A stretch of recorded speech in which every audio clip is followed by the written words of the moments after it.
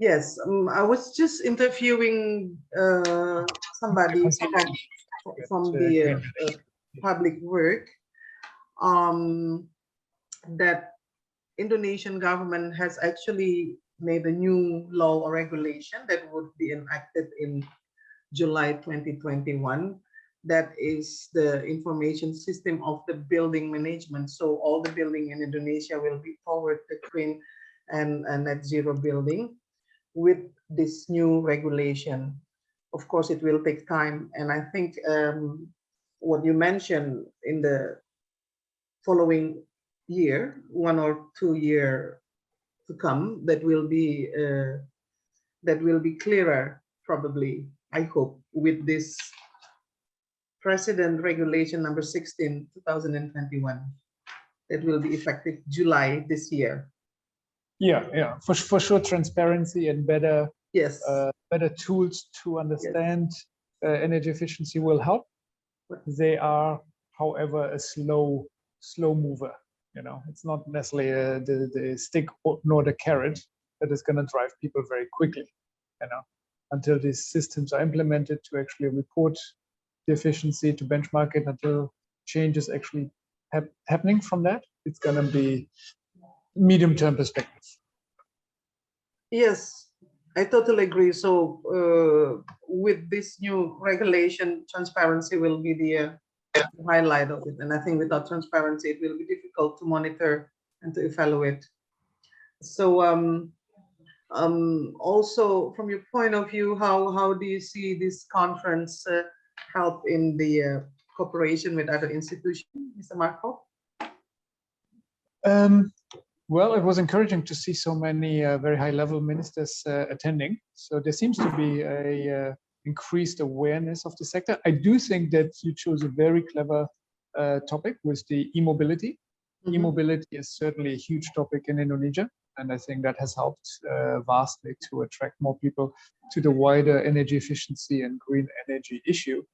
I think that actually e-mobility will have an impact on buildings in particular because of the charging requirement, which essentially is a very large power supply issue, mm-hmm. which can be addressed through better efficiency, and needs to be addressed through better efficiency, unless the grid is going to collapse under too much e-vehicle charging.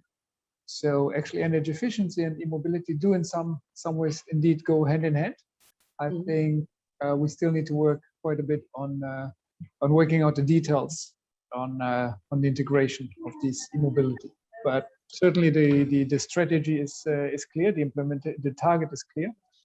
It's a new sector in the making, which Indonesia has declared to wanting to be a global player, which is great because it will help us address our oil import issues.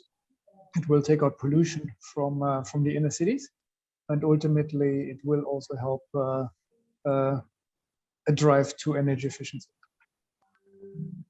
Yeah, but also the Indonesian will need a lot of cooperation toward the global energy transition. And if I'm not mistaken, you are going to develop the business into the ESCO business model here? We had a couple of projects that we can classify as ESCO type. We still think it's a little problematic. To be honest, I think the ESCO model is probably overrated almost all over the world because inherently corporations, companies find it very difficult to give control of a critical plant like a Shell plant away. Mm-hmm. On the one hand, and on the other hand, to actually accept the risk margins or the profit margins that an ESCO operator requires, rightfully, given the legal pitfalls of the business model. So, to be honest, I'm not hugely optimistic about ESCOs. It is very much a sector for government buildings, because government buildings do ultimately provide a higher level of certainty. Mm-hmm. So in other countries, we've seen the government, state, local, national governments taking the lead on that. I would expect the same to happen in Indonesia. Private sector is going to be to have limited role still in this space, as I believe. Yes, because there is a revision on the old regulation to become one information of the management system for buildings, that is in the regulation number 16 2021, and in that regulation also acquired the team of the expertise to actually monitor and evaluate how it's going to be implemented. And I think that would be a chance for a player and also expertise to be part in that the new regulation. Do you see you can play a role there too? I think only a minor, because the big pitfalls we have again are the legal obstacles. You know, any equipment that is ultimately installed in someone else's building is legally part of that building. So the legal framework is generally problematic in Indonesia. And even if that is overcome through specific contracts and through more legal guidance from a government level, the second level we have is simply the legal, the perceived weak legal system in Indonesia, where a dispute at court takes many years to resolve. Yeah. So, given these risk factors, what we see is that ESCOs do require very high profit margins, and I think that's fair enough. These high profit margins are also driven by very high interest rates still in Indonesia. Very often the capital requirement is in foreign currency, US dollar, euros, yuan, and so forth. And that gives you a mismatch between your payment terms, which are usually in rupiah, and your investment terms, which are in foreign currency. So you have also foreign currency risk. So again, that is a driver of a high return expectations, and that high return expectation simply isn't accepted by many clients. As simple as this. ESCO cases are ultimately very transparent, have to be transparent, because we need to establish a baseline. And if you see during that baseline that there is a 20 to 30% yearly profit margin or perceived profit margin for the ESCO, the building owner will simply refuse because they know this is too much.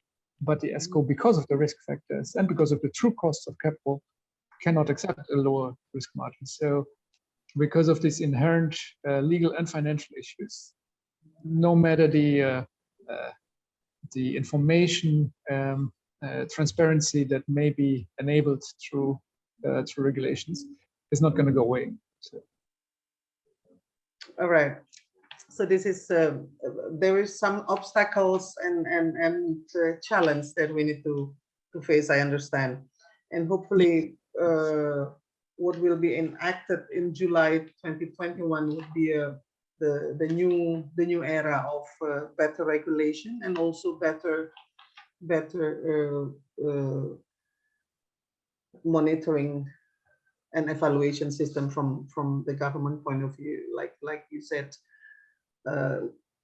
we do need the guidance from the government, and the weak legal system in Indonesia hopefully will be strengthened. And yes, yeah, my question is about this conference. What do you think about this energy efficiency conference that we are doing now? Although it's virtually, do you think it is giving enough impact, and will you participate again in the following years if we do the same event? Well, good question.